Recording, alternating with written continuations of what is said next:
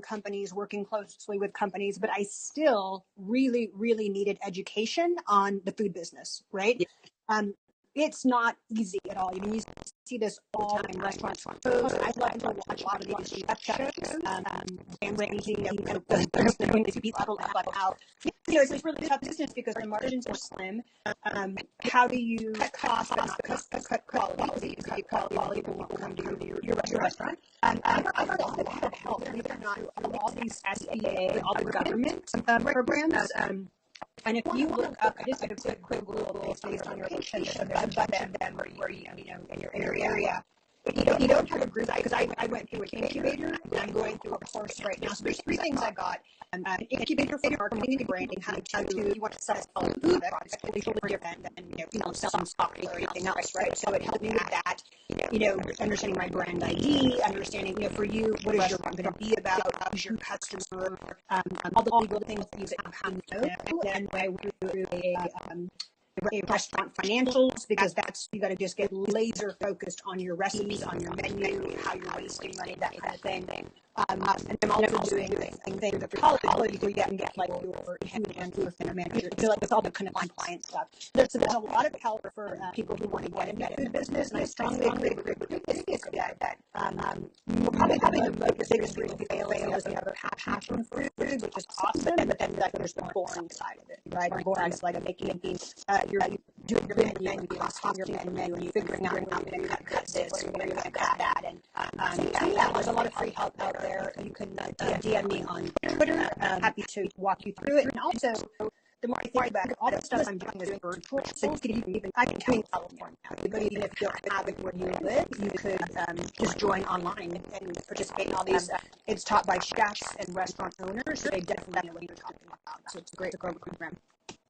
Here's what I don't want to be misunderstood, and I want to make sure this is clear. I have passion, but I don't have ignorance to the business. I come from a customer service manager background where I worked a food line company for years, and I did 30 years of that actual store. I was first customer service manager to ever make it to the point of going profitable after 1 year, and that was so I have the business piece of it, and I know how to facilitate as far as the money piece. And like I said, my husband, he knows a lot of the other side, but I don't even want someone to do is to have the conversation with me like Jeff had, that I need to go do my own homework. And I'm all in for that, because I know it from the beginning to the end, and know it so detailed that I'm not off, and I know what has been put into the cake batter to make the cake. Does that make sense? Yeah. The main thing is that a lot of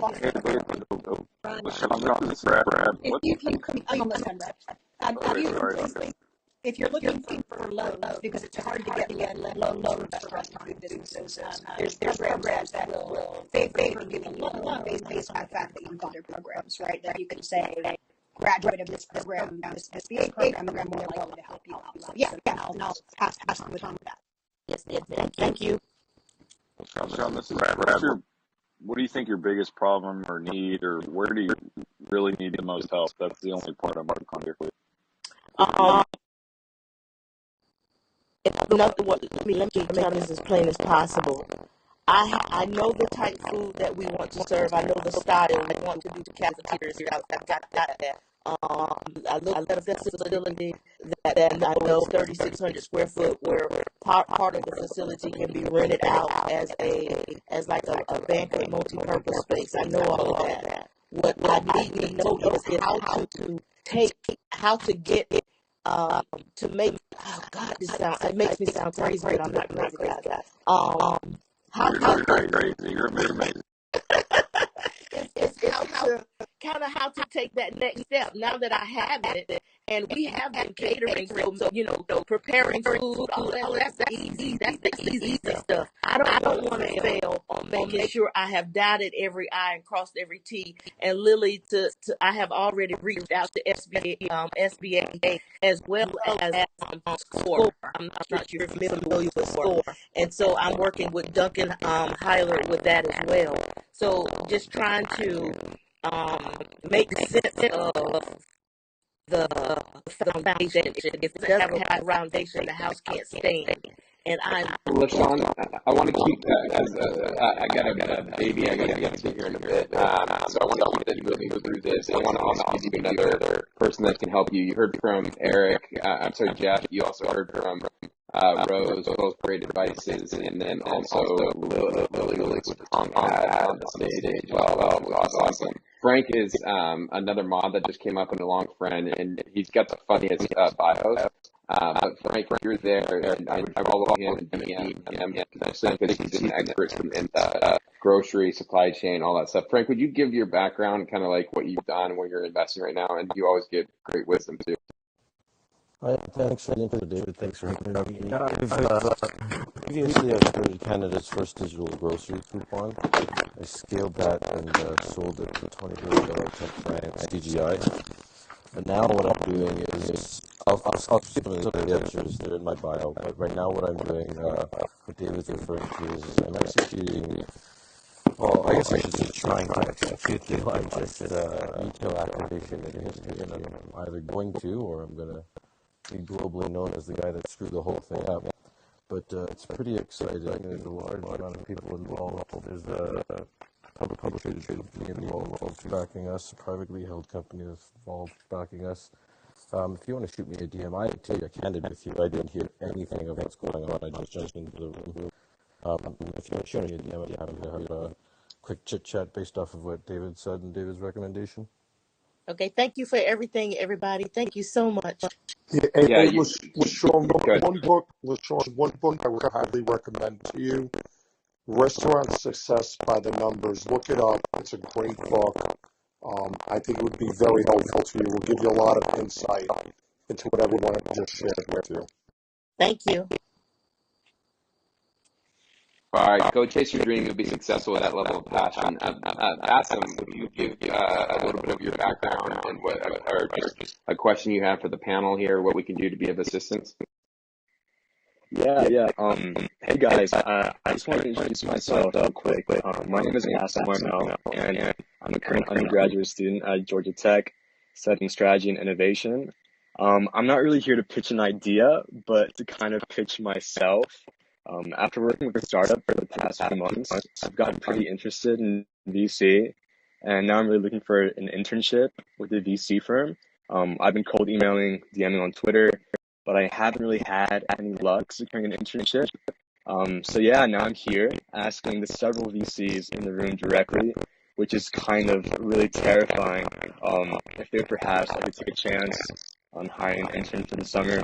I listened to everyone speak, and judging by everyone's character and intentions and incredible work ethic, I'm pretty inspired, and I'd really love nothing more than to learn about investing from you guys.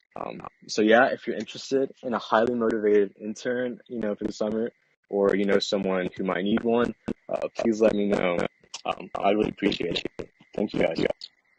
That's got to be the best way ever to get an internship with a VC. And I'm not a VC by any stretch of everybody on here is way better VCs than me, but if nobody hires you, send me a message, I'll hire.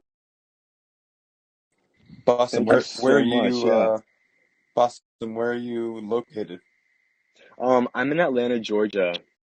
So, but I'm willing to go anywhere for the summer. Yeah. Yeah, why don't you go ahead and shoot me a DM? We're always looking for interns, and we're very, very connected with many of the cannabis investors and investment community that we know are looking for summer interns as well, and I'd be happy to reach out if that's an industry that you're curious in. Absolutely. Thank you so much, David. I'm in Florida, so definitely reach out to me. But I have an even better idea. Rather than join a firm as an intern, get a few of the smarter students that you have together at your school and start a student fund. Honestly, that's probably a really good idea. Yeah, I mean, I would love to get like experience right now for the summer, but like definitely for my senior year, starting in the fall, that could definitely be a possibility. Look up Andreas Sari. He did the same thing in Finland and in Stockholm. There's a whole host of student funds that you could look up, but I mean, the learning curve that you'll have running a small student fund will be way, way faster than a lot of internships would provide you. But yeah, definitely reach out to me about the summer as well. Thank you so much. Awesome. This is Julie Lyle. Also, look up John Browning, and it's Jon with no H. He runs the Global Mentorship Initiative, and I think he would be. You can certainly use my name, but I think he'd be able to help you. This is Julie. I hope that helps. Thanks, Julie. And then last offer over here, or at least maybe just another offer, is shoot me a DM, Bassam. This is Jeff in the green background. My DM is open for IG. I'm thinking of 3 VC firms out of Chicago, if you don't mind hanging out in Chicago for the summer. And they usually pick up an intern here or there or an analyst here or there and see if they can't fit in. That would be amazing. I know you've been to Chicago before, but I heard great things. So that would be amazing. Thanks, Jeff. Yeah, just remind me of Sandolphin Capital and what's the other one? Bluestein Associates usually hires, and it starts M25. That's what it is. So M25, Sandolphin, and Bluestein are the 3 that I'm thinking of. Gotcha. Thank you. And Bassam, hit me up too. I'm happy to help out on some intros. And then some of us are looking at doing deals on Clubhouse, and we'll need people to kind of organize that. So we're talking about putting a fund together just to do deals for Clubhouse. So if that's interesting, that could give you a sense of purpose and also be connected in this. So just hit us all up. Let's see what we can do. And just, by the way, thanks for being courageous, getting up here and sharing. You did a great job. You stood out. And anyone that doesn't want you to work with them, I can't see why, because that level of initiative is what makes great leaders and great talent, enthusiasm. Hey, Sky, would you give a little bit of what you're doing, and not gonna give you what we'll get into whatever we can help you with or background. Sure, I appreciate it, David. Thank you for bringing me up. Yeah, my name is Sky. I'm a film director. My background stems in the entertainment industry. 2019, I was working on a film looking to raise awareness and money for my film, and I couldn't achieve my goals. So it crossed me to pivot during 2020 during the pandemic to focus on the startup I created called Pressful. I realized it was an issue that I had and a lot of other people had, which is getting press. It's kind of difficult to get press when you might not have the resources or the funding, or can't pay PR firms to get you pressed. So I started my company Pressful, and we built the company. I took my savings and developed the company all 2020. We just launched this year, 2021, on Product Hunt, and we had a good success. We became third best product of the month. Had about 200 signups, and this brings me to my question: is I noticed we needed to raise our first round because we ended up failing a little bit because we didn't have like customer support, just the sales team and the funding to hire a team to support the traffic that was coming.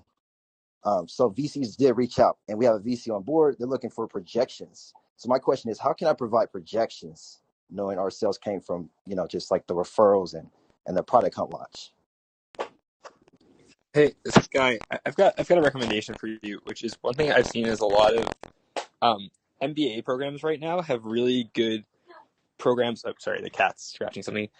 They have really good programs on how to like do valuation projections, and a lot of the students at the MBA programs are looking for like opportunities to do it. They're learning. So one thing that I've seen be really helpful for people who are looking to do better financial modeling is to reach out to MBA programs and like professors that teach entrepreneurship,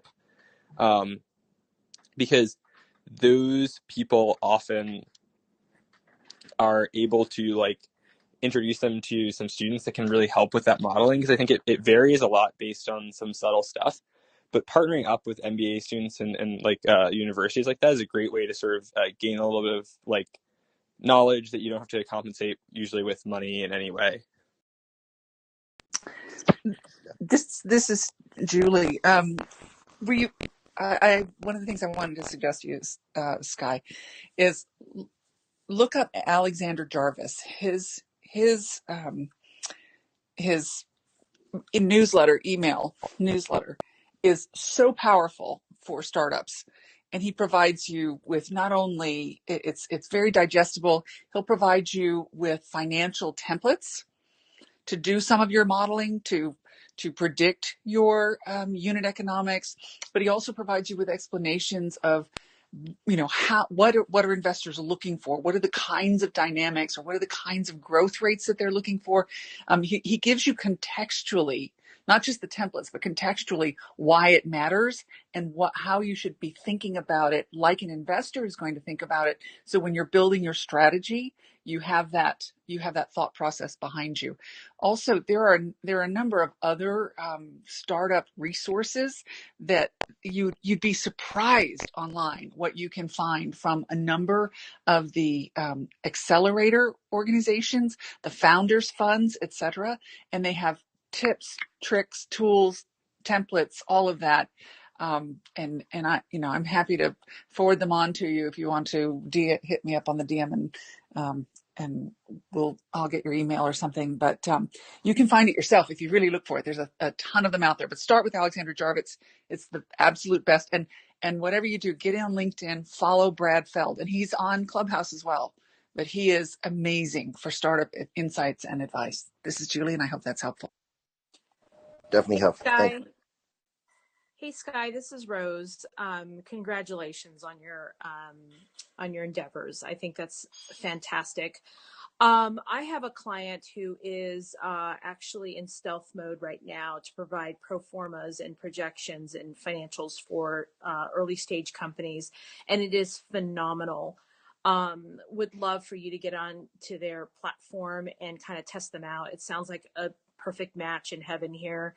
It sounds like what they're offering is exactly what you need, and you may be able to get their product for free. So please DM me, connect with me, and I'd love to introduce you to this company and see if they may be able to help you. And what they have is completely amazing. So so please connect with me. This is why I love Clubhouse. Thank you, Rose. I'll definitely connect. Hey, Sky, this is Kevin. I don't know if you got my intro earlier, but I spent a few years on the sell side. All we did was build financial models and projections for a bunch of companies.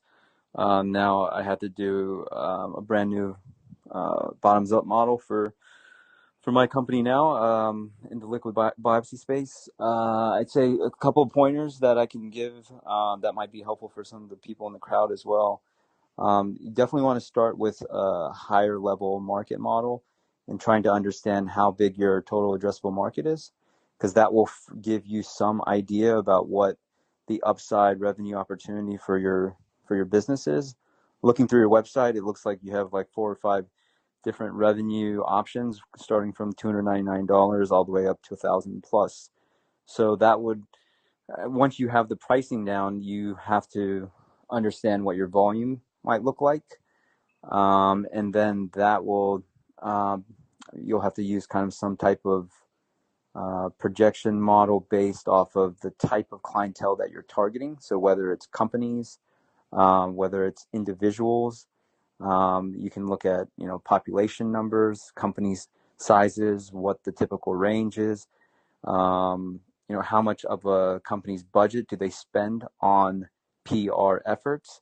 And that will help you start to hone in on a more realistic number for your business. And then it's a matter of how much dollars are you spending to get your incremental customer. So feel free to connect with me. Happy to walk you through some more high level things, but I think that's a good place to start. Thanks, Kevin. Thank you, guys. I hope my question served any value to the room. It really did, Sky. Sorry. Yeah. Sky, thanks. Appreciate you being up here. I'm encouraged to share what's going on. I'm going to butcher the next name, but Taha, is that right? Yes, Taha, just like haha, starts with a T. I got it. Well, welcome to Clubhouse. And on right out the gate, you got up on stage and had the courage to raise your hand. So what can we all help you with? We love people that have courage, and let us know how we can be of assistance or any questions. Thank you for that. So for the past 3 years, I've been focused on the cannabis space. Me and my team have developed a technology which basically mixes oil and water, and we bring the particle size to 7 to 10 nanometers. That increases the bioavailability of the cannabinoids and terpenoids by about 8 to 10 times, while reducing the onset to about 5 minutes from regular 30 to 60 minutes. So with that, I've launched the cannabis-infused drink line in the gray market in Canada that has been doing pretty good after COVID, but I've decided to stop it because one day we're hoping to go into the legal space. With the same technology, I've launched the hemp line that's available on Amazon, as well as some cool CBD products that's in retailers across California and Arizona. I'm really looking for any advice as to how I can basically turn my startup into $1 million success and hopefully one day raise enough capital to build a cannabis resort. But for now, I'm looking for relationships or mentors, specifically in the cannabis and CBD space. Thank you, guys. Well, you got 3 of them up on stage here. I'm happy to help. David's a veteran. He's been in it since 2013. I've only been in it for the last 2 years plus. But yeah, hit me up. I'm happy to mentor. Cannabis tourism is a thing, and it's getting bigger. So that the sector you're going into. But as it relates to the drinks, the other thing we can help you with is we're doing medical outcome studies on all the products before we buy them. It's part of our due diligence. So happy to help you with that as well. But David, this is your space, pure play. You want to give some advice? Yeah, Todd, is that how I pronounced your name? Yes. My name is David Hess. I am the co-founder and president of Trust Capital. As David mentioned, we've been investing strictly in the cannabis space since 2013. And you bring up a great point. A lot of people aren't too familiar with the fact that the cannabis plant is a lipid, right? It's a fat. And our bodies are made up of mostly water. And we all know what happens when you mix a water and a fat. We've seen salad dressing, right? You have to either shake it up and do something to emulsify it because it doesn't mix. And so when we eat an edible, for example, that's one of the reasons why it feels a little bit different than other modalities of cannabis consumption. And so one of the things Tahad mentioned was that the onset time would be a quick onset time, a 5-minute onset time, right? And that would be opposed to a traditional maybe hour to 2 hours of an edible or a tincture or something of the sorts. And so I'd be interested to learn more about the IP behind that, Taha. I have invested in a company in Canada as well that has a very interesting IP for ensuring true water solubility. And so, yeah, I would love to connect with you offline and learn more about what you're doing. I've looked at your Instagram. Your product looks exciting. Thank you. I kind of took an initiative and kind of DM'd a lot of you guys on Instagram. So as soon as you see that, feel free to get back to me. Thank you guys so much.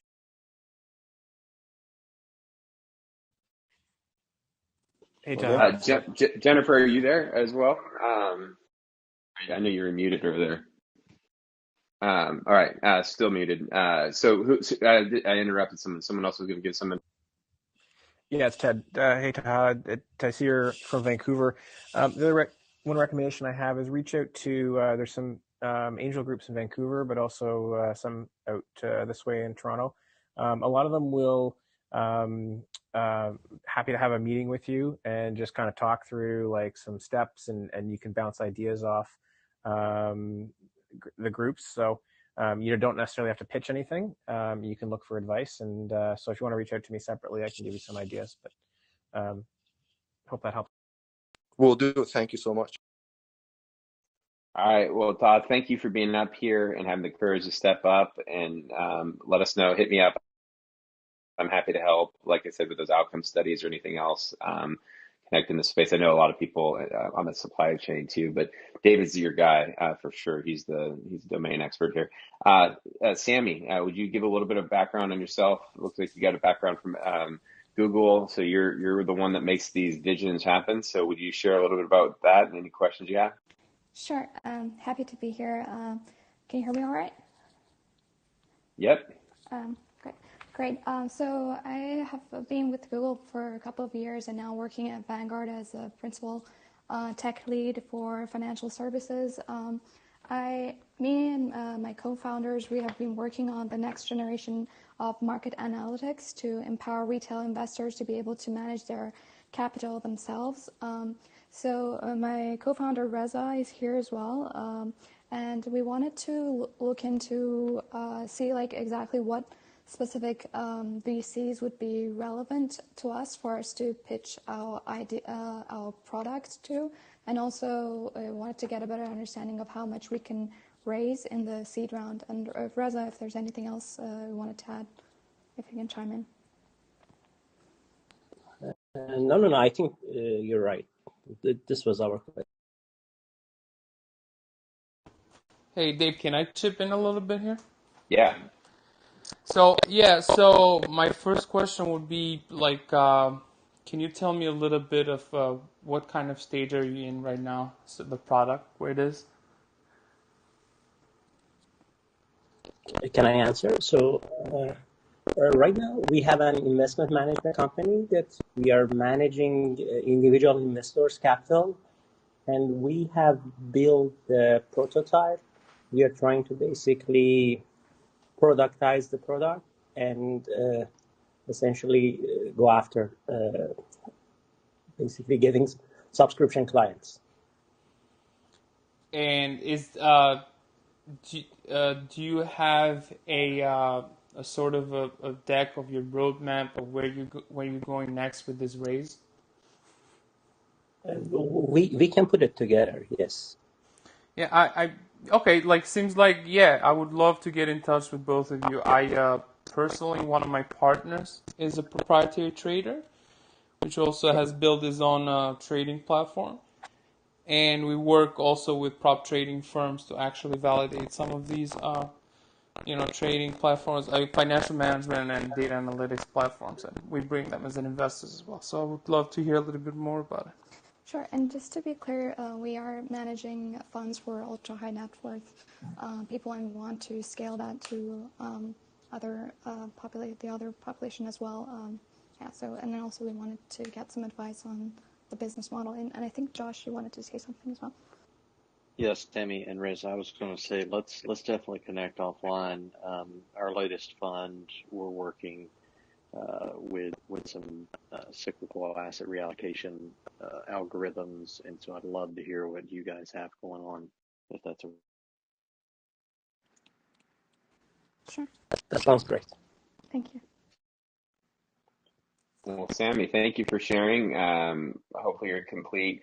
The next person is Addie, and just in full disclosure, Addie and I have shared the same heart space for addiction. Him and I have been in discussions about doing a medical outcome study with some of the guys I know from United Healthcare with cannabis and removing or reducing addictions, cravings, and documenting that. And so obviously my heart space is always there. Addie, would you give a background on what you're doing and where you're at? I know you guys had a lot of interest on your raise. There's a lot of healthcare players up here. Would you just kind of give a quick overview of what you're doing and where you're going and what we can help? Yeah, absolutely. Thank you so much for having me, David. Eric, thanks for bringing me up and into the room. My name is Adi. I have a PhD in psychology with an emphasis in behavioral neuroscience from UCLA. I'm the best-selling author of a book called The Abstinence Myth, and the book, as David mentioned, really tries to reimagine addiction and the kind of help that we can provide. David's doing that in the cannabis space. I do that in the more treatment, coaching, and education space. From my TEDx talk to all the other work, including writing for Psychology Today and being on TV, etc.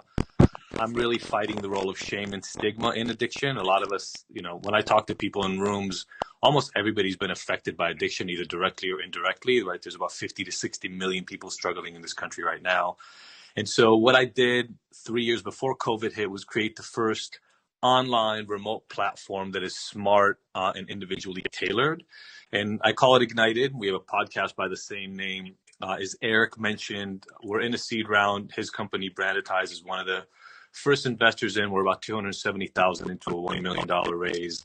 And Ignited is based on evidence-based practices, positive psychology, cognitive behavioral therapy, stigma reduction, mindfulness, harm reduction, a lot of different things. But the point and the whole goal of our platform is actually not to be specific to one approach, but rather to use AI and machine learning principles to individualize the care. There's a name for it in addiction research. It's called adaptive treatment. We're just making it technologically feasible. We've been running for about 3.5 years, doing the proof of concept direct to consumer, and now we're going to payers. We have our first Medi-Cal, which is like the California version of Medicaid, trial coming up here soon. Our users give us an NPS score of 50, which is pretty damn good in the addiction space. We show 35 to 47% reductions in the addiction struggles people are coming in from, and 220% improved self-reported engagement. And that's all remote, mostly automated, and it's scalable. And really what I'm here for is always looking for people who either have a personal connection to the subscription space and know how to make something like this, the next unicorn and the first one in the addiction space, or people who have specific addiction help and mental health knowledge and are interested in being part of the revolution we're creating in here.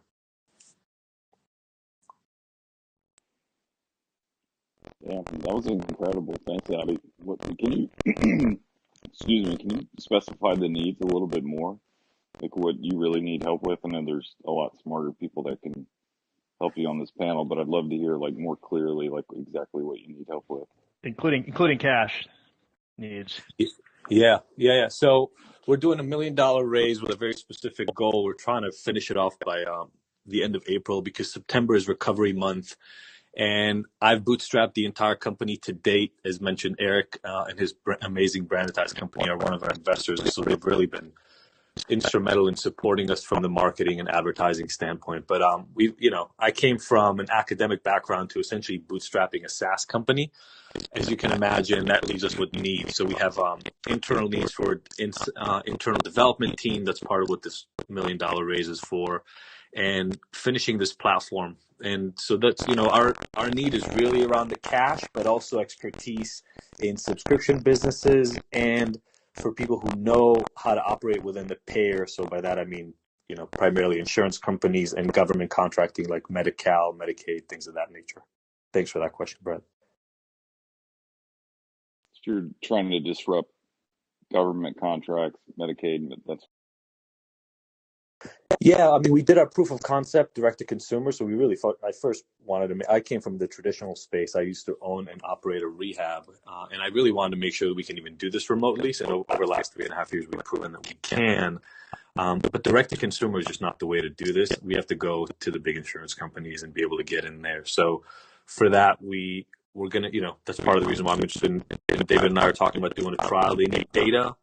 We need money for internal development. And again, I come from academia. I'm not a tech developer or a tech entrepreneur. And so any help and assistance, either in terms of expertise, referrals, or as Eric mentioned, cash are always incredibly useful. It's really freaking smart. But yeah, I think if you want to clarify the cash component, what you need and how much you're giving up more for Eric, I would do that. But this is really smart, man. Good for you. Thanks, Austin. Thanks a lot, Brad. Thank you. Yeah, we're $270,000 into $1 million round. The platform is going to cost us about $250,000 more, so about $300K total to develop. And then we're looking for an in-house development team. Developers are expensive. Good developers. Tell me about it, Addy. I got a lot of them. What's your min check size that you're thinking about? 25,000 is what we've done up until now. Cool. If you have a deck, feel free to DM it over to me on my Instagram. This is Ross. Beautiful. Thank you so much, Ross. Thank you. Why 350K on dev? That seems high. Am I crazy? Why 250? Because that sounds expensive, you mean? Yeah. You know, it's funny. AI machine learning is a pretty simple concept, but at scale, you know, what we need is a ton of data. And so I can get a little bit, I don't want to get too much into the specifics because I don't want to bore people, but you can get explicit information from people, ask them how they're doing, what they're struggling with, you know, ask them if their drinking is better. And that's nice. And that's part of the information we're incorporating. But the core of our entire platform is all the implicit information. So at scale, we're going to be integrating with wearables. We're going to be assessing people's preferences and impact of specific techniques and therapeutic approaches within the platform without them even realizing that we're doing it. We're introducing full-on gamification. I'm kind of sick and tired of the concept that people who struggle with addiction are, you know, kind of sick people that should be looked down at. I think they're just people who've been struggling and had coping issues. And so we want to use the exact same techniques that have been shown to work in gaming and social media platforms, gamification, engagement, rewarding, to make the people who are struggling want to take part in the treatment. And as I mentioned, we've seen it help. Actually, even the Medi-Cal trial that we have in Northern California came about because the psychiatrist of the clinic is the sister of one of our biggest success cases. And she called me up one day and she said, look, I saw what you just did to my sister. She was a 20-year meth addict, and what you did to her in 2 years and changed her life. She goes, I've got to bring you into this clinic. So we were able to leapfrog over a lot of the hurdles that would normally occur in doing a trial like this just based on our impact. Very cool. Yeah, very cool.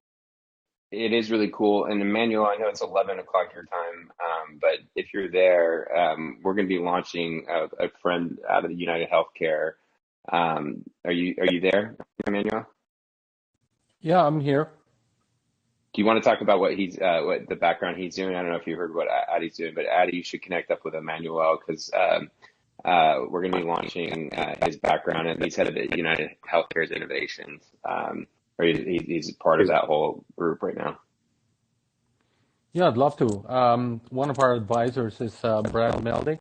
He's head of M&A at United Health, and he's also involved in our incubator accelerator, which is Global Heals Group.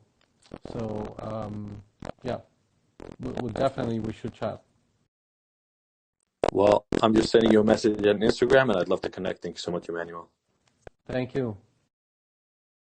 All right, Adi, that was an amazing job, and I think an example to everybody about what a good pitch looks like is clear, concise. You hit the emotional part of it as well as just all the facts, and also credentialing yourself as an expert there. So thanks for what you're doing. The mental health topic and what you're adding to it is tremendous, and there's a huge need there. So whatever I and everyone up here can do, we're here for you.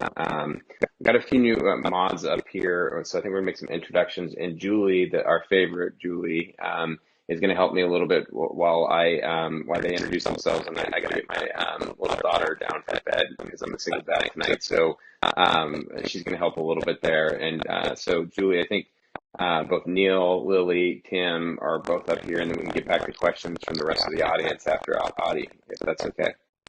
Super. Happy to help. Okay. Well, go take care of your very important work, David. And we got this. And if I'm a new moderator, so if I stumble, I'm surrounded by competence. Somebody else can jump in and help me out here. But let's give it a go and see how I do. Thanks so much.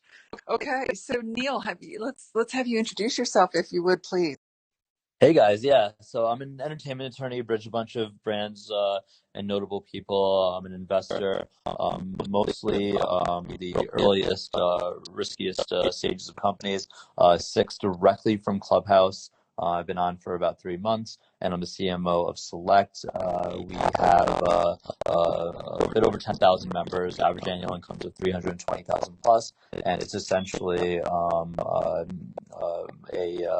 a new form of Amex, in a simple way of saying it. It's the largest benefits program in the country with a big focus on hospitality, travel, premium brands. We do official events with New York Fashion Week and Art Basel, Miami Swim Week. Of course, COVID dependent, but that's what it was prior to the pandemic.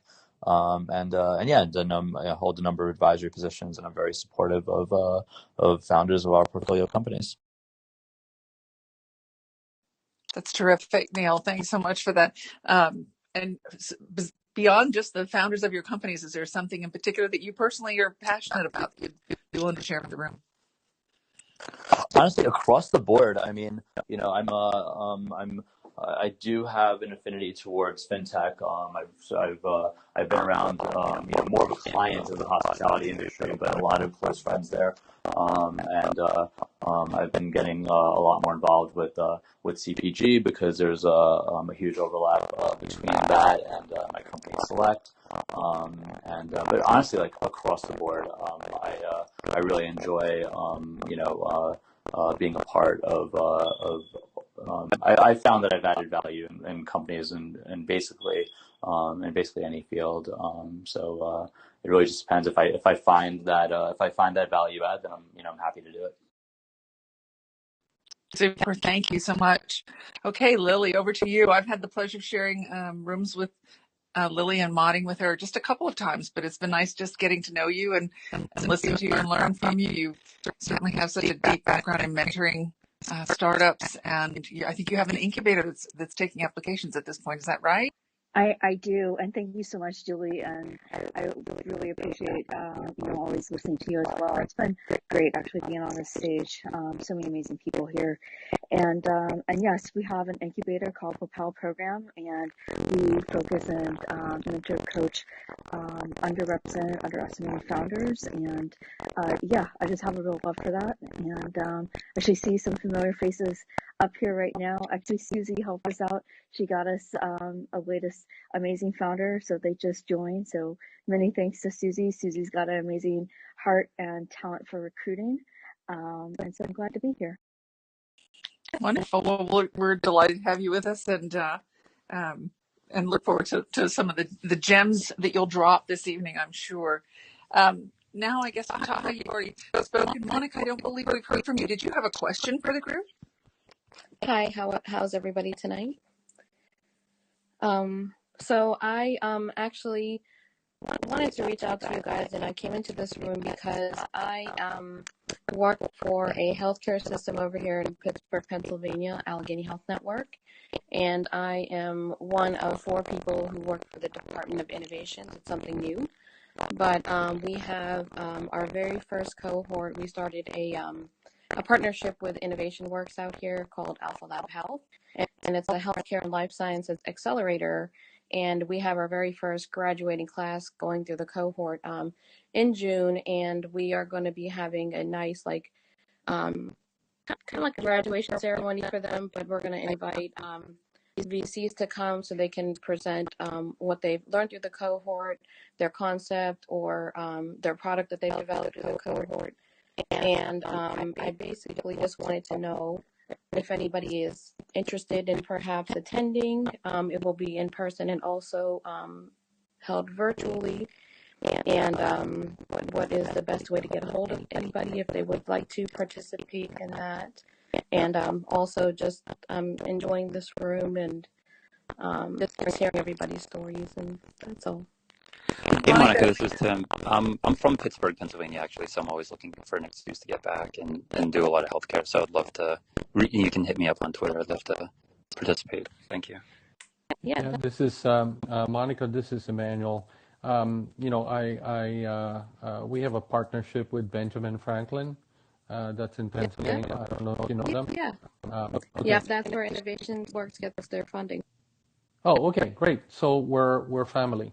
So connect with me. I'd love to, do something since we're, somewhat, partnered with Benjamin Franklin. Yes, thank you. This is awesome.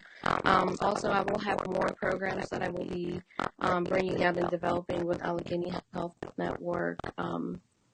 And I really can't talk about it too much just yet. I'm waiting for approval on some things, but happy to come back and share more with you guys as things progress and as I can release things publicly.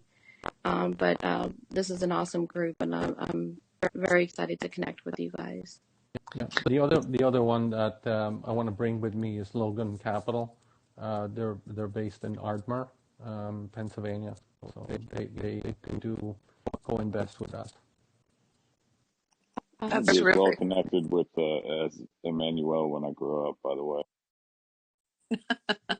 That's terrific, Emmanuel. Thank you so much, Tim, and for bringing along Benjamin Franklin and Logan Capital. It sounds like you've got some good support. Monica, would you just repeat the dates that you're talking about for your event, please? Right now, we're looking at the first week of June. Okay, first week of June. And then just before we let you go, one suggestion is, because you're on a short timeline, I'm sure you're wanting to get these people to commit to support you early on.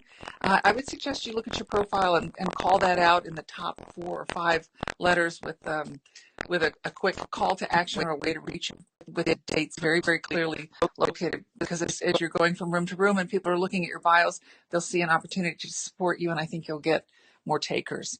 I hope that's helpful. Okay. Absolutely. I was actually thought about it today, so I was like, let me hop on Clubhouse and get it going. Well, good for you. You certainly did. Yeah, I don't wait.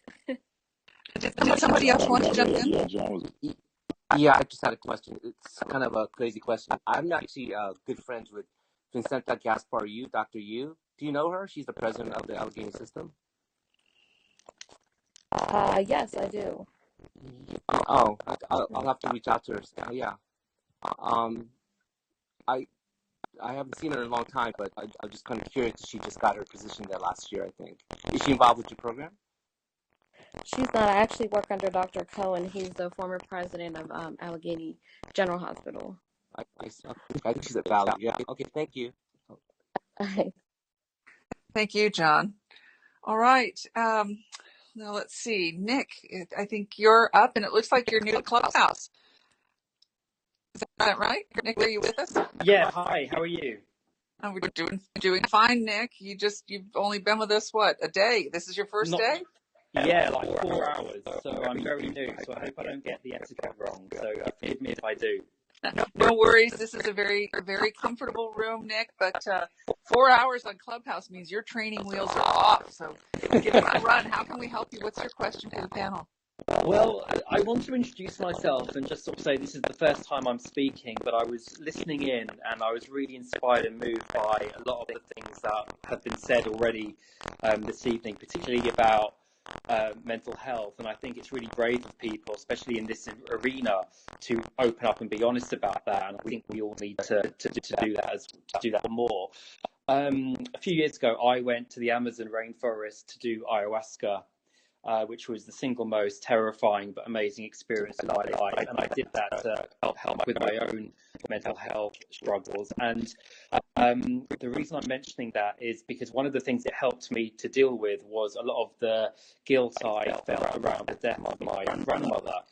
And the reason I mention that is because there's been a direct link to what I'm doing now because of that. So for the past 15 years or so, travel's been my life. I've been a travel writer for the Washington Post, the Sunday Times, the BBC, traveling all over the world. And obviously when COVID came along, it's pretty hard to be a travel writer when you can't travel.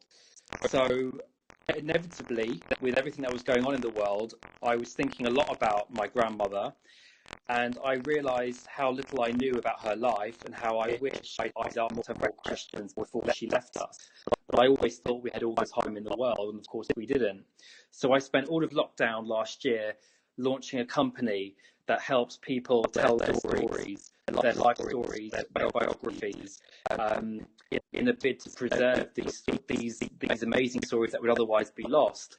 So I've used my 20 years in journalism to put together a stable of writers and interviews, people who have worked with, Beyonce, Meryl Streep, George Clooney, Richard Branson, to write other people's life stories that we then put together and publish in a bid to keep those stories alive.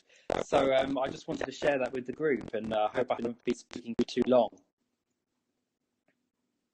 You're doing just fine, actually. You did quite well, Nick, especially for your first time on, and kudos to you for having the courage to step up and speak out. Obviously, writing and communicating is one of your wheelhouses. You didn't tell us the name of the company. Oh, yeah, good point. The company's called Master Storytellers.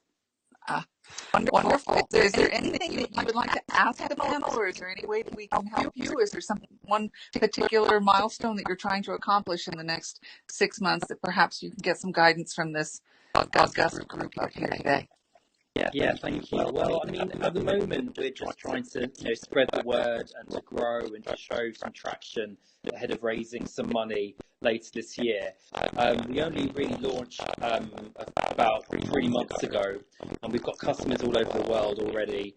So I'm really pleased about that. But now it's just a case of spreading the word and gaining a lot of traction. So when we do come to raising some money, we're in a good position. So any advice that anybody could offer would be fantastic.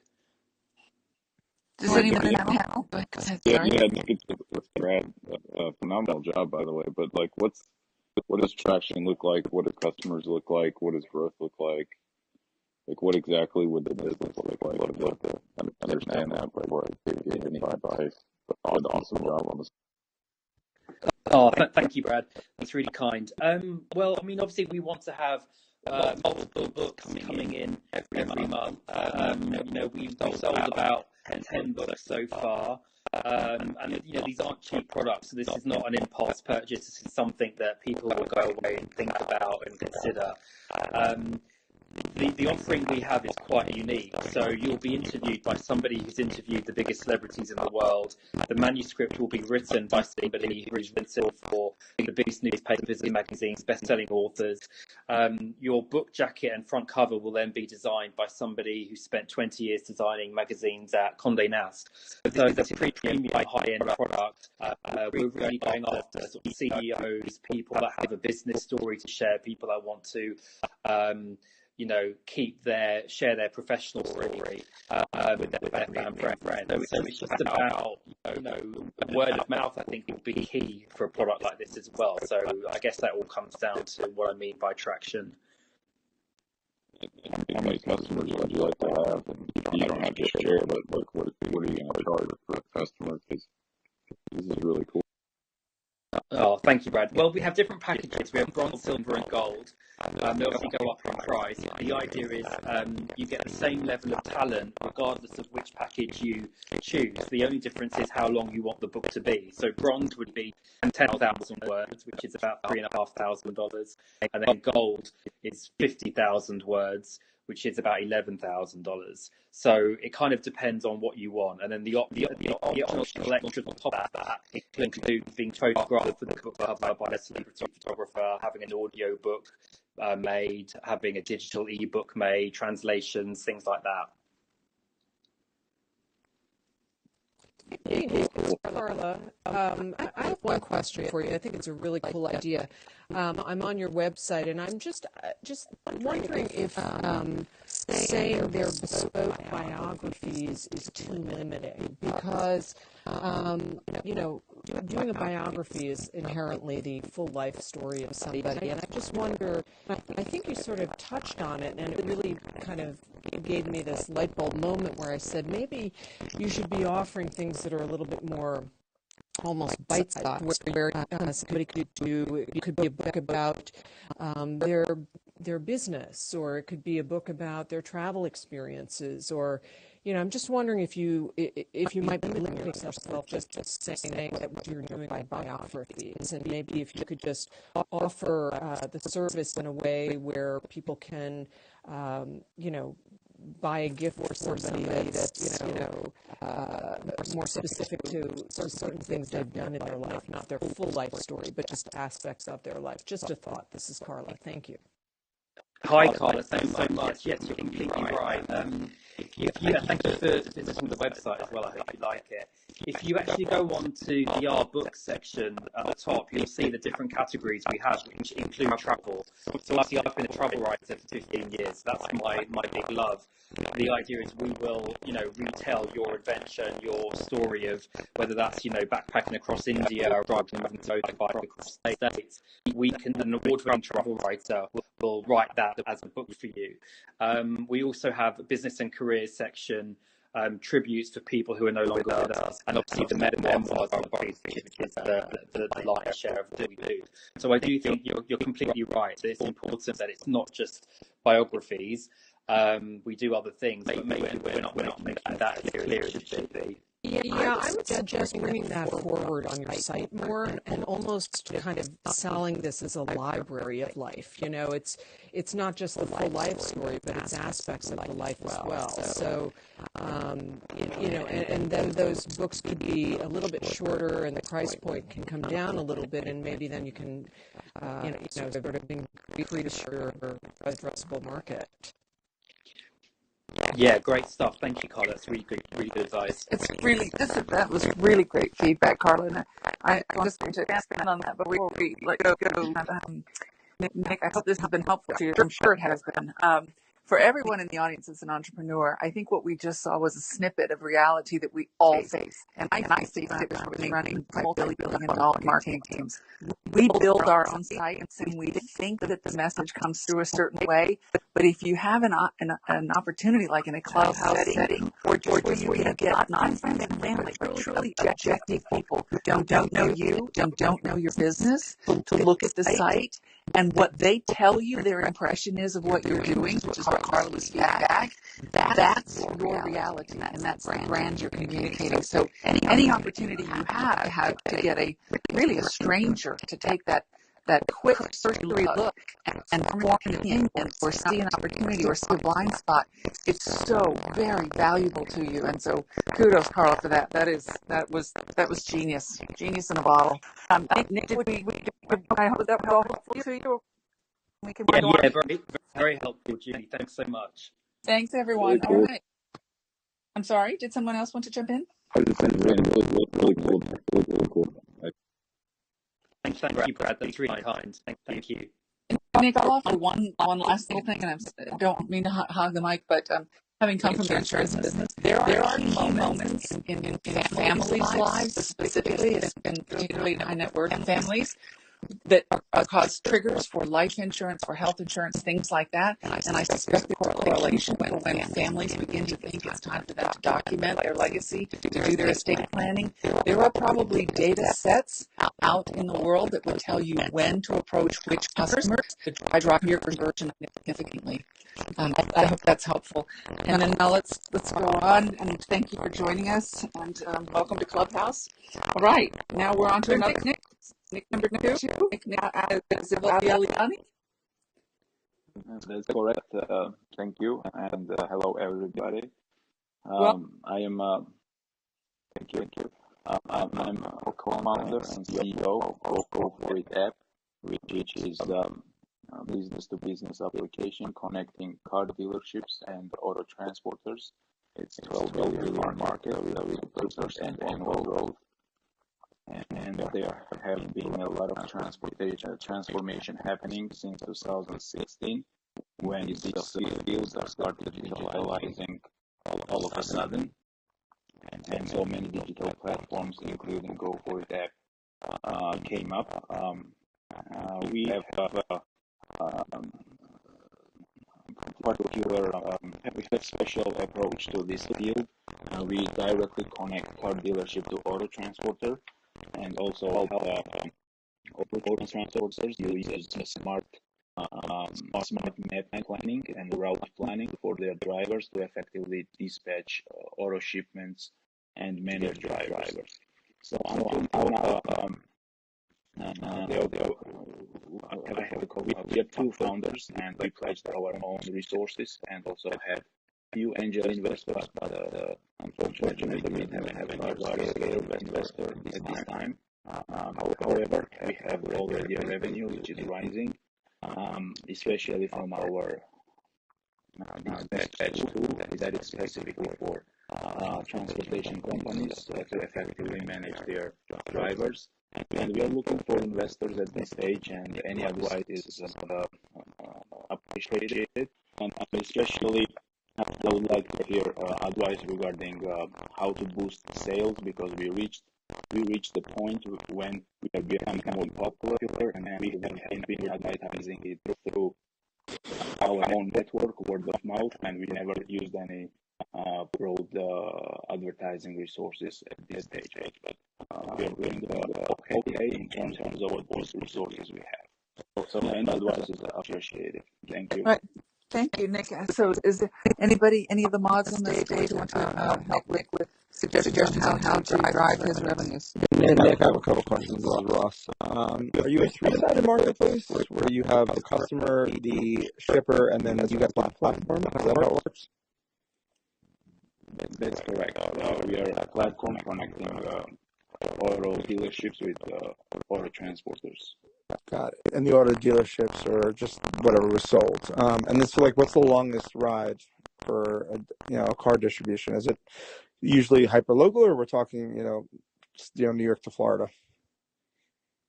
All over United States, but our transporters, like we specialize on Northeast area.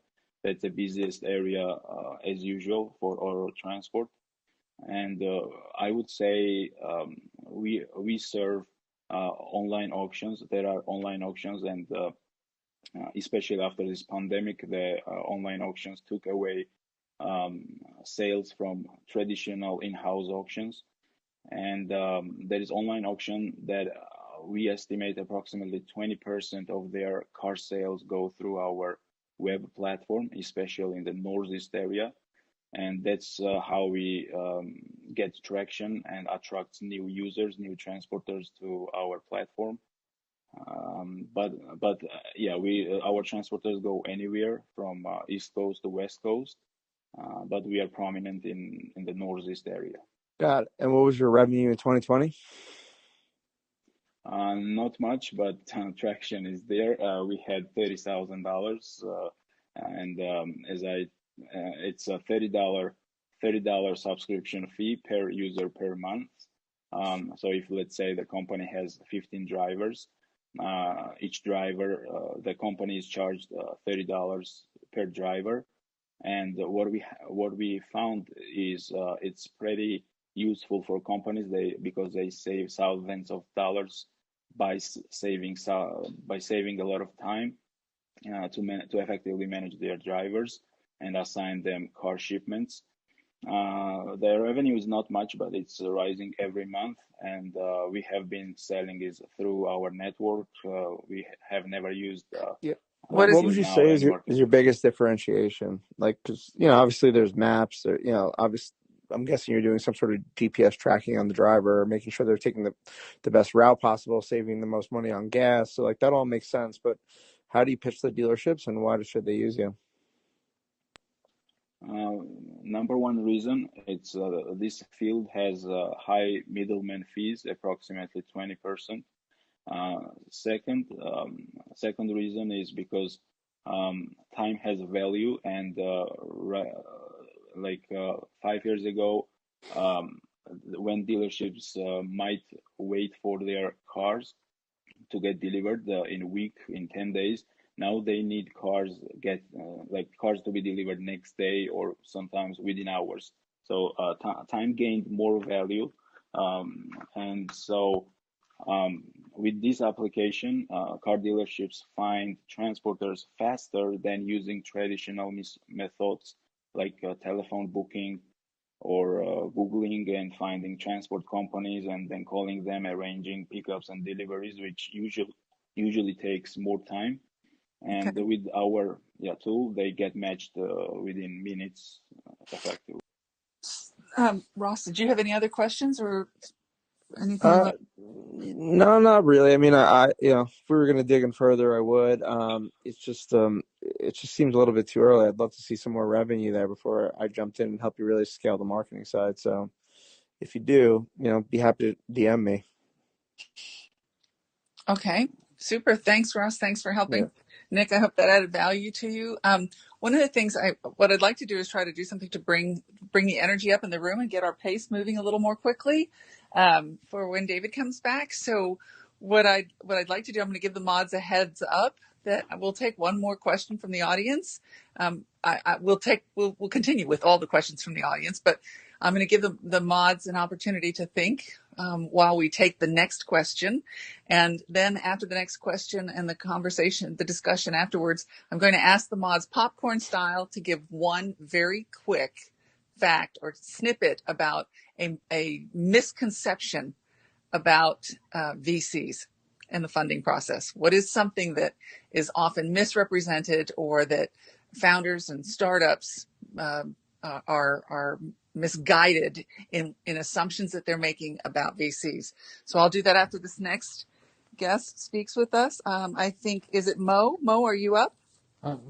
Julie, this is Emmanuel. I'm in the East Coast, so it's getting a little late, but I wanted to thank everyone for the opportunity for me to be here as a fly in the wall. I think this is one of the best rooms in Clubhouse, so thank you so much. Have a good night. Stay healthy. God bless everyone. And Lily, I hope you're still around. I did send you the contact for Phyllis Yes, Perillo and from thank Wise. you so very much. And I actually let my friend know who has the fintech, so Great. educational fintech. So thank you so much for that. Sure. Oh, I Oh, see. Emmanuel, I actually wanted for you to hear me pitch actually right before you went, and I'm in the East Coast too, so I definitely understand if you can't. Yeah. Thank you so much, David. You came back. I hope your daughter's good. It's getting late here. I just had my investment committee meeting earlier today, so I'm exhausted, but great room. Thank you so much for inviting me. Everyone, have a safe and healthy, and God bless. Emmanuel, you're a rock star. Thank you for being here and being up late. And whoever was trying to hit him up, just hit him through the DMs. Emmanuel's great at following up. He's one of the best guys I've ever met at following through on things. So thanks. Great. Thank you, guys. Thank you, Julie. My name is Mo. I am the founder of ScriptChain, which is a healthcare technology company that focuses on preventive medicine, specializing specifically in cardiovascular disease and readmission. The problem that we're looking to solve is to lower the mortality rate of the number one cause of death globally, which is chronic heart disease, and to lower the readmission rates that cost the United States healthcare system about $500 million a week. The solution to that problem is ScriptChain, which is an AI-based platform that helps assist physicians in identifying high-risk patients of readmission and cardiovascular disease with actionable insights. The market opportunity for our platform is growing to $147 billion by 2024, and AI in healthcare is growing to about 50% compound annual growth rate. The reason why what really makes us stand out from other competitors is that our PR AUC score is at 94%. And we also definitely take in usability as the number one concern for providers to use, which our targeted customers are primary care physicians and cardiologists. My ask is that I would love to be connected to additional hospitals that will allow us to run a pilot program to validate our algorithm, as well as we're raising actually $1 million for our seed round that'll be allocated. The capital will be allocated tailored towards R&D, business, and legal fees. My name is Mo. My email address is in my bio, and that's all I have to say. David, do you want to take it from here? No, you're doing awesome. But yeah, if you hit me up with a DM, my CTO in the company I'm working on is a former CTO of United Healthcare. And then one of my investors and also founders of my first company was the original guy behind Humana. So I don't know if he's investing still. I'll figure it out, Rich Massler. But if you hit me up, I'm happy to help. I mean, the space that you're working on, anything that's cost savings gets the attention really quickly. So It's a very investable space because you bring it right down to the bottom line immediately. But yeah, and then anyone else up here have any needs or ability to help? Hey Mo, this is Tim. I do a lot of AI in healthcare, and one of my LPs runs one of the larger healthcare systems in the Midwest, and is really innovative and loves to just get connected with new techs and just hear about a lot of stuff like this. So if you DM me, I can send him a blurb and see if he wants to connect. Thank you so much, David and Tim. Definitely will. If you could Hey, actually, Mo. Oh, sorry. just real quick, if you could DM me as well. There's someone who I've been meaning to drag on the Clubhouse, and he's a really good healthcare tech investor. So I think if I showed him some cool deals like yours, he might be more likely to come. So I'll get you connected with him. So if you can send over some information, that would be perfect. That was Spencer, Mo. And who was somebody else? It sounded like yeah, it was me, Carla. Yeah, Mo. So I know somebody on the board over at Baylor Scott and White, which is a big healthcare. It's the largest not-for-profit healthcare system in Texas. They have a bunch of hospitals, and so if you want to ping me, I'd be more than happy to make an introduction there. I think this could be something interesting for them, and they actually are looking all the time at doing sort of innovative tests like this. So I think this could be a good match. Well, your site doesn't work for some reason. Just an FYI. This is Brad.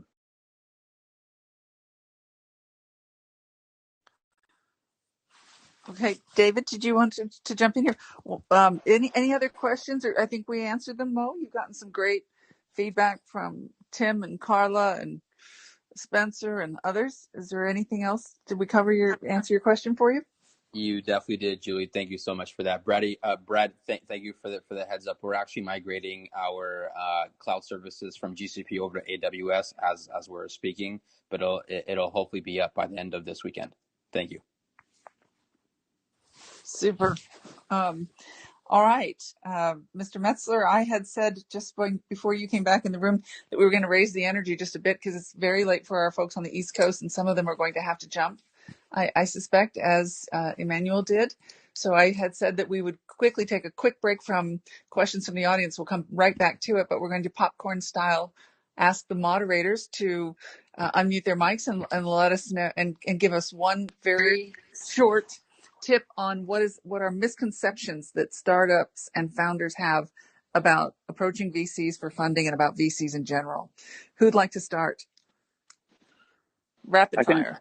I can jump in. I think one of the most important things that I coach founders on is that like VCs absolutely do not gauge your worth or the worth of your business based upon feedback or like whether or not you get funding or move forward with VCs. There's so many reasons. Like most VCs will do 1 or 2 deals a year and look at thousands. So you're going to get a lot of no's, and just don't let that dishearten you at all. Like generally speaking, there's so many distractions. There's so much going on that you don't know about. So if VC passes or doesn't get back to you, it's 90% of the time for a reason that has nothing to do with you or your business. So just never be disheartened by a no from a VC. I think that's really important because it can be a little bit demoralizing to fundraise and just get a lot of no's and wonder what's wrong. And it generally has nothing to do with you. Super. Thanks so much, Tim. Who else has something that they would like to add? Hi, Julie. This is Rose. I haven't really talked much tonight, but for one thing, I do get approached by a lot of startups, and not just in the legal space for where what I'm known for here, but also I mentor a lot of startups, and I can tell you that one of the things I tell my founder mentees is that if they meet with a VC or an angel, that they should always ask for people in their networks that they can talk to.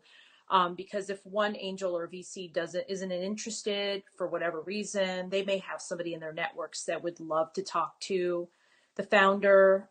They may be more connected with the founder. So never burn bridges, always maintain your relationships because you never know who they know, who may be in the space, who'd be interested in your startup. Brilliant. Thanks so much, Rose. Anyone else? I'm sure others have something that they want to add. Hot tip? I can add something very quickly. I'm also going to bed soon and then finish up something. Don't ask VC to sign NDA. VC not gonna sign it. Just too much liability, and also we see too many deals, and the chance your idea or we'll probably see it before, something like that. That's great, Jasmine. I've had a lot of I've received a lot of deals where they've asked me to sign an NDA and they don't realize that what they're asking is just really, it's just not for form. So thanks so much for that. Who else has something they want to? Yeah, I was going to say that was the same tip for me as an angel investor. I just, asking for me to sign NDAs, it doesn't make sense for me to risk myself. So yeah, I'm glad you brought that up. Okay. Anyone else? Thanks, Spencer. If I could hop in as well, one thing that I really think is important is a good friend of mine who works a bigger fund than I do once said to me that it always stuck with me. He was like, you see some deals and you're like, oh my God, they're going to change the world. And like, that's who I want to be aligned with. And like, I think as a founder, that's your goal. That's your goal, is to not just be, oh, that's a good deal that could work out. Be like, oh my God, these are the people changing the world that I want to be aligned with, that I want to take, because remember, at the end of the day, like, especially the higher up you go to like the VC versus like just, angel investors, like VCs, really they're focused on those 1,000x returns, those like gigantic returns that one company that's going to return the whole fund. And like, the more you can be that, the easier access you have to capital at that round. I think it's huge. Perfect. That's very good insight, and especially when something to consider, not only when you're choosing who you're going to approach, but how you take the feedback from them and whether you get the funding you've requested or not. Anyone else want to add something real quickly? All right, Yeah, super. sure. Oh, Julie, go ahead. Jump in, Lily. Oh, sorry. I was just going to say, one thing to really think about too is know why you're approaching them and why you want to, do an exchange of equity. And this is not just for, angel investing or going to a VC, but even when you think about partnerships, you think about who you're taking on as co-founders, just always think about the value of the equity and what you're offering up in exchange for it. That's perfect. It's so really important. I was in a room the other night, and we actually had an entrepreneur, when the VC asked, why are you approaching us now? And the response was, because I need the money. And that's not thinking through where there's value for the VC and value for the entrepreneur. So thanks for sharing that, Lily. Very important. Someone else had something to add? Julie, I'm not one of the moderators, but this is Lale. I'm the operating partner from Can Do Ventures, and we've been in similar rooms. Today, this is from another angle, if you don't mind me sharing, but today I had a question from a gentleman, and an international entrepreneur, and he was saying that, I don't have the degree from Berkeley, and I myself, I'm located in Silicon Valley. I'm in Palo Alto, California. And he was saying that, I don't have a degree from, Berkeley, and I wonder how to reach out to VCs. I just wanted to mention here that, especially in the sport, that a lot of entrepreneurs don't even go to school, or they drop off. That should not be a showstopper for the startups, to think about where did they get their degree. Any plus is a plus, of course, to your background, but should not be a showstopper. I'm Lola, and I'm done. Thank you for the opportunity. Thank you, Lola. That's very helpful. Any other mods before we go back to questions? I was going to say real quick, like, to think that the VCs care as much as you do about the deal. They don't. Like, I know that sounds a little harsh, but they physically can't. Like, there's so much on all of our plates right now with deals, and we were, before Clubhouse, we were looking at 100 deals a month, and now it's like 270, and we just can't care as much as the entrepreneur does. It's just physically impossible. So like, don't feel, I think Tim said it earlier, don't feel bad if they don't respond. It's nothing personable. It's just like really difficult to analyze all these deals and get back to you as quickly as we'd like to.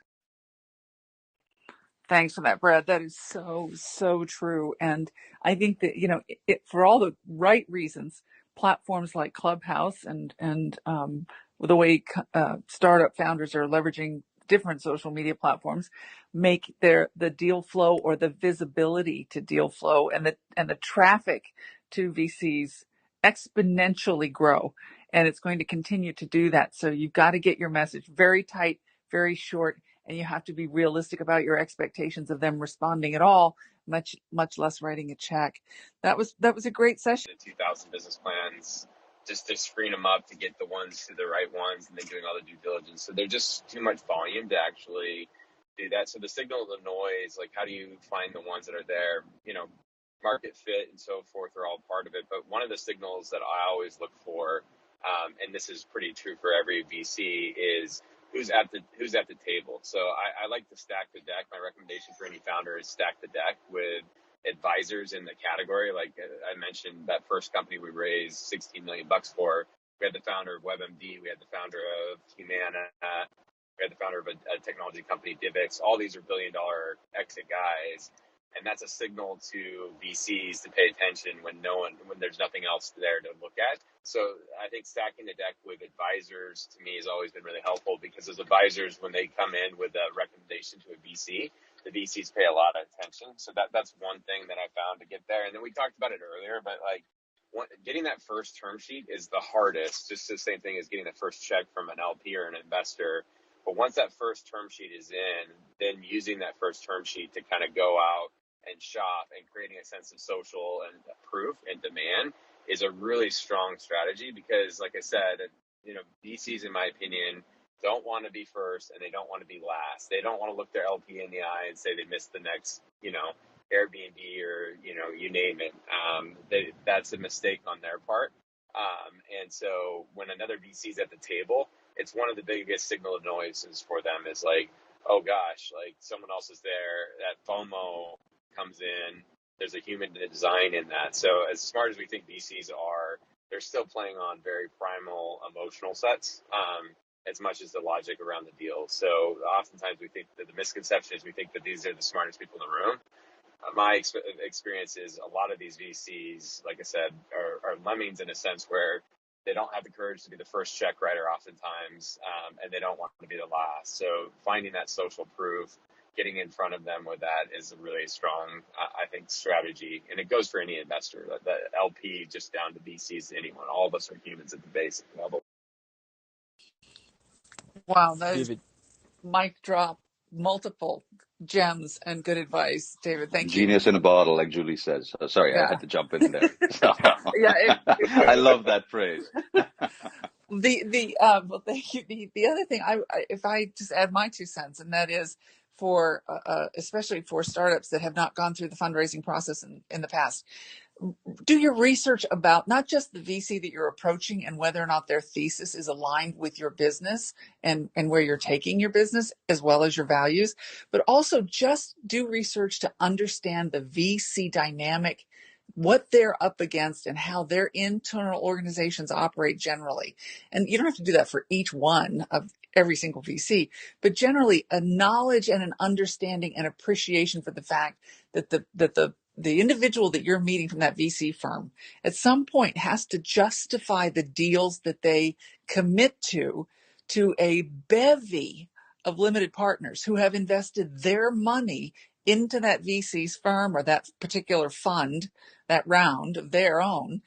So it's not that yes, they may have the ability to make the decision on their own, but they have an audience and a constituency base that they have to justify what the decisions they make as to how they're going to invest the funds in that portfolio that have been entrusted to them. And number one, you should think about that fact that you need to really be able to get your message across to them in a way that they feel justified, that they can present a compelling story to their LPs, and their LPs will respect the decision that they've made to invest. But number two, you got to give them the sound bites to do that. You've got to be able to provide them with the tools. If your pitch deck is concise, if your messaging is concise, if you've defined your unit economics, then they will have everything they need to tell the story of why they've chosen you, or to encourage their LPs to agree and support their proposal to fund you. And if you don't make it easy for them, they got 1,000 other deals to move on to. That's Julie, and that's my piece. Anyone else? Julie, I absolutely love it. And you and David, mic drop after me. The mic has just been dropped so many times. one thing that I want to add too is I think there's a really positive way to look at this, right? Because I think this can feel discouraging from the startup side, but it's really, I think, an encouraging thing that when you do find that fit, when you get an investor who really does believe in you and really does write that first check and, leads you around, like, it's a very profound amount of trust that investor is putting in you as a person. And it's that type of relationship that you want to cultivate, right? Because that's like, not only are they deploying capital, they're deploying their social capital within the people who they're related to, because they're going to then be your champion. Like, a big thing that we do at Lofty Ventures is like, how do we help our portfolio companies? That's why one of the reasons we were on Clubhouse was because we were like, this opens up the doors to a lot of really cool people we can introduce our portfolio companies to. And like, that's a big value add that we like to bring. But like, we would only want to have in our portfolio companies that we are proud. This is why one of the reasons VCs are so focused on pitching is like, if you can pitch yourself really, really well, then we can be confident that when we bring you, if we invest in your seed, when we bring you to Series A investors, that we know that they're going to be blown away by the quality of who we're bringing them, and that's going to build better relationships for our entire portfolio, right? And I think that's sort of the type of ecosystem that you want to go. So like, when you do get that first invest, it's such a big vote of confidence, and so that's what you got to build towards. Like, are you that company for that person? And yes, you are. Like, there's someone out there that you can find that can do it, and I think it's so awesome to watch it happen.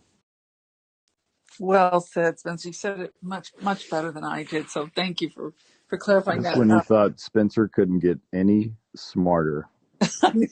I know he plays it down, but we're not buying it, Spencer. Well said, Were you Brad. just quoting Dumb and Dumber, by the way, Brad? Was that like he totally redeems himself? Is that how that ends? I might have. Mind your business, David. Well Okay. played. A little humor. I'm going to turn the room back over to our wonderful lead room owner, club owner, and moderator, David. And David, we were at Derek, I think, to ask a question. Thanks for being patient with us, Derek. And David, take it away. All right, Derek, what can we help you with? And by the way, I just saw Tim. I like the new photo without the mask on. Now I have to get used to that. Thank you. Yeah, I got a lot of negative feedback about the mask. So. Was that Tim? Really? That's Tim that's been wearing the mask? Yeah, that's what I really look like. Oh, wow. You're very handsome. Thank you for noting. It's getting real now. All right, let's get into it, because we want to get the circuit. It's late for a lot of people on the East Coast, and we've been at this for 3 hours already and done a good night's work here. So how can we help? It's Derek, you're up next, right?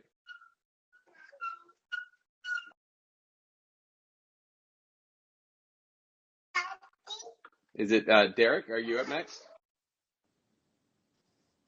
It should be. He may. If you're speaking, Derek, your mic is muted. Maybe go on to Isabel, and then we can come back to Derek if he comes back in and flashes his. Isabel, how can we help you? What's going on in your world? What can we be of service with?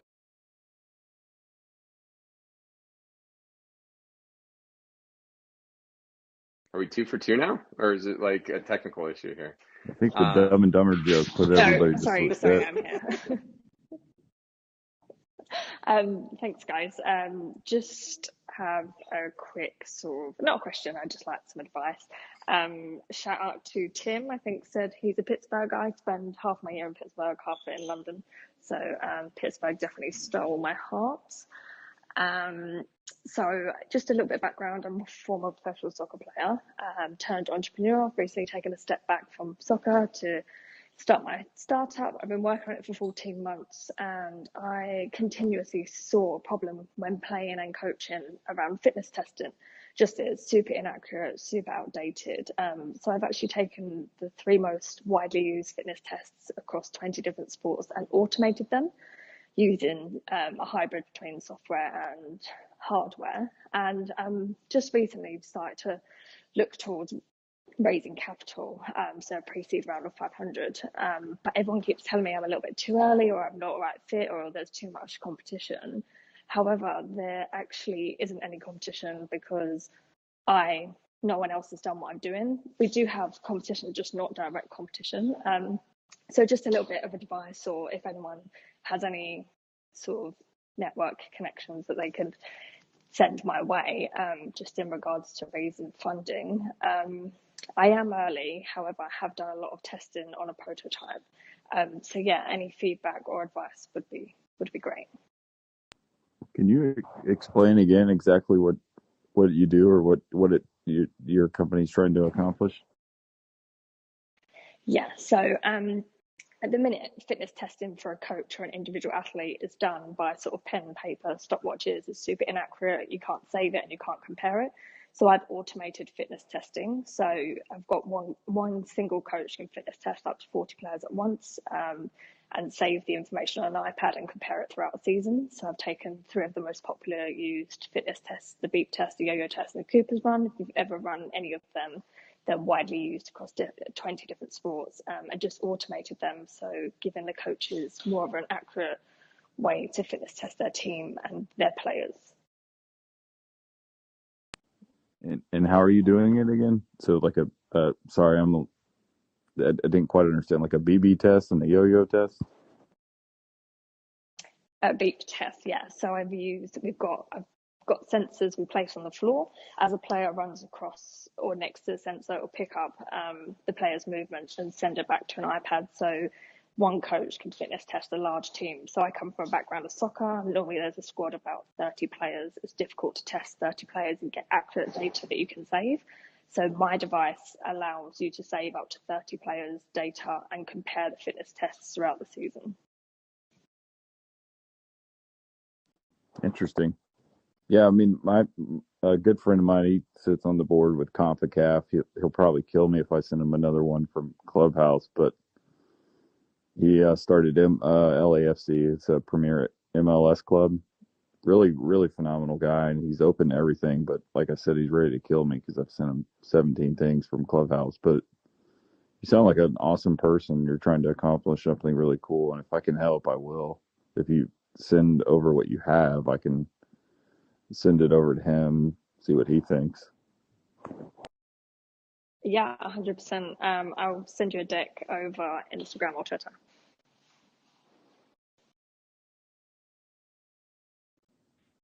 Hey, Isabel, this is Eric. I'm looking at your site, and definitely hit me up. I want to give you some suggestions on just branding, look, feel, because I think you're probably also going to mirror some of this stuff onto your deck. And sometimes when you're so into your business, it's hard to step out and make it clear for people that don't speak the